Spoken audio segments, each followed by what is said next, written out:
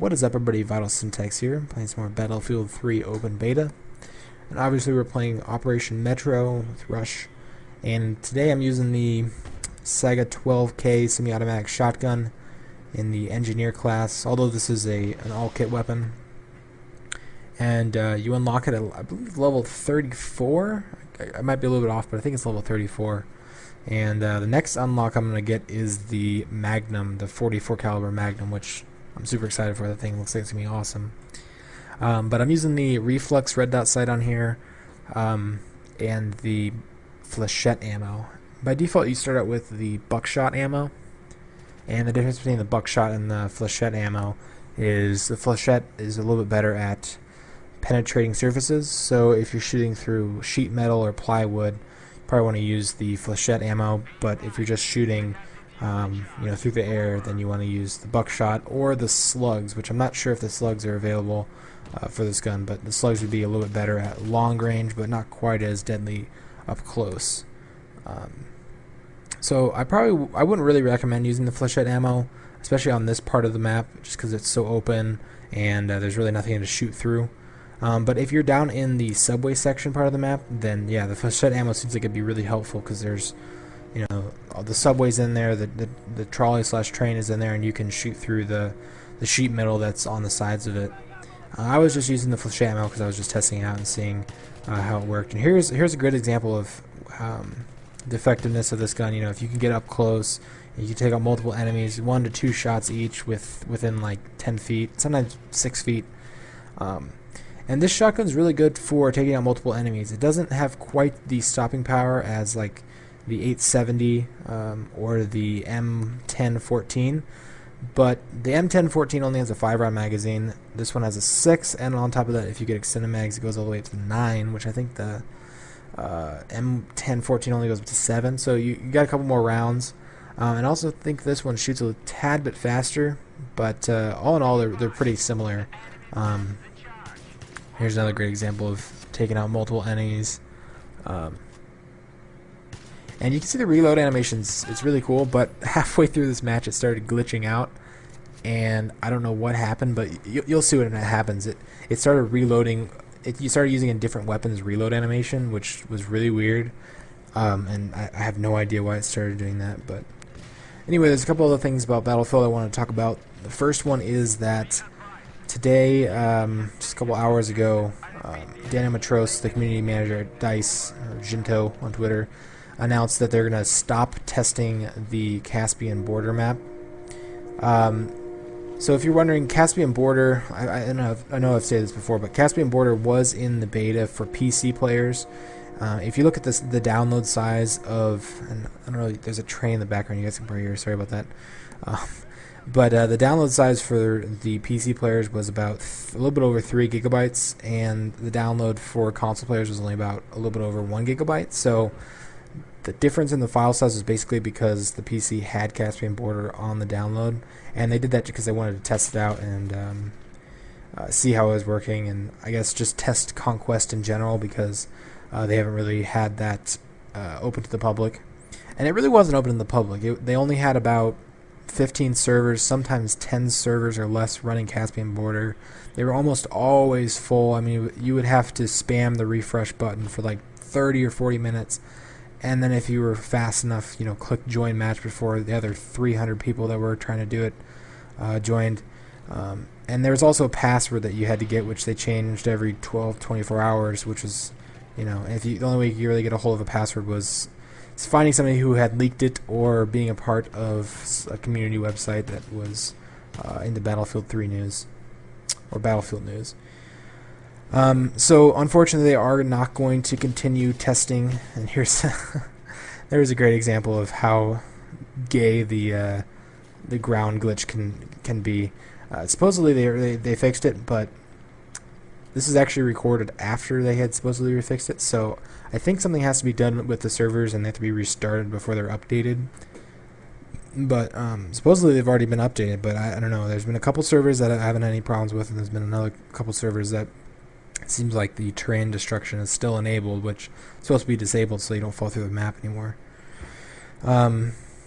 But back to Caspian Border. Unfortunately, if you didn't get a chance to play it, then you're probably not going to be able to play it. You're going to have to wait till the full game comes out. And I did hear a lot of rumors from people on YouTube, from people on Twitter, that Caspian Border was going to be playable on Friday for everybody.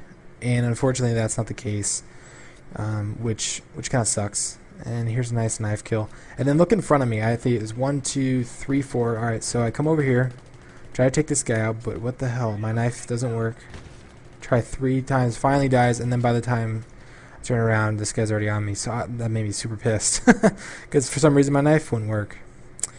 Anyway, another thing that I found out on Twitter from Demise99, who's one of the developers for DICE, is and if you ever have like a question or something about Battlefield, like things like specific things about maybe a certain weapon or balancing like that, you should tweet at him because he responds to a lot of people. So, but he said today that somebody was asking about the glint on the sniper scopes and what determined which scopes had glint and which scopes didn't have glint. And Demise99 said that scopes with a 6-time magnification or higher have the glint, and scopes with a 4 times magnification and lower don't have a glint. So I thought that was pretty interesting, and I guess it really makes sense because if you're using like an ACOG or something like that has a 4 times scope, you probably shouldn't have a glint because you're not using, well, I mean, even as a sniper rifle you can use those ACOG sights. And then if you're using like a sniper rifle, I think the default scope on the SVD is like ×7, and the one on the MK11 is ×8.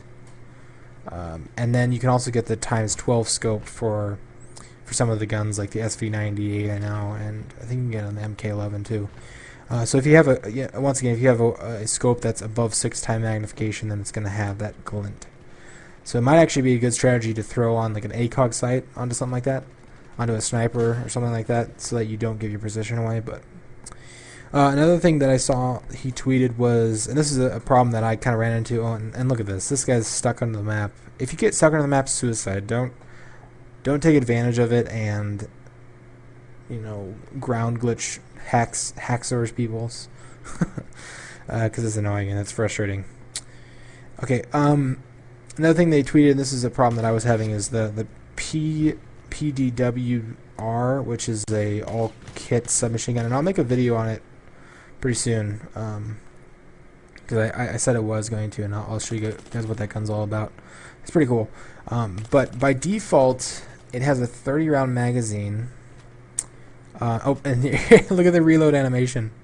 I don't know what happened, but it's funny. It's putting my magazines into the grip of the gun, which there's not a place for the magazine there. I have no idea what was going on, but the PW or PDW D by default has 30-round magazine, but whenever you put a attachment on for the barrel, so like a suppressor or a flash suppressor, then it goes down to 20 rounds. So I was kind of curious when I experienced this, and so I just had figured that it was some type of glitch. So I just didn't use a barrel attachment. But Demise was saying that it's a glitch, that there is an extended mag attachment for the gun, and by default it accidentally is turned on, and it doesn't say it's turned on, it actually says no data. Like normally if you don't have an attachment it just says no attachment, but for this gun it says no data, and if you see that, then just leave it at that, because that means that you actually have extended mags on, and unless you don't want to use extended mags, which I don't know why you wouldn't, because it only has a 20-round magazine by default, which seems kind of low. I also saw that the PP2000 had a 20-round magazine, and I saw somebody had put an extended mag on that, and it went all the way up to 40, which, wow, it's a lot of ammunition. I need to test that gun out a little bit more and show you guys a video of that.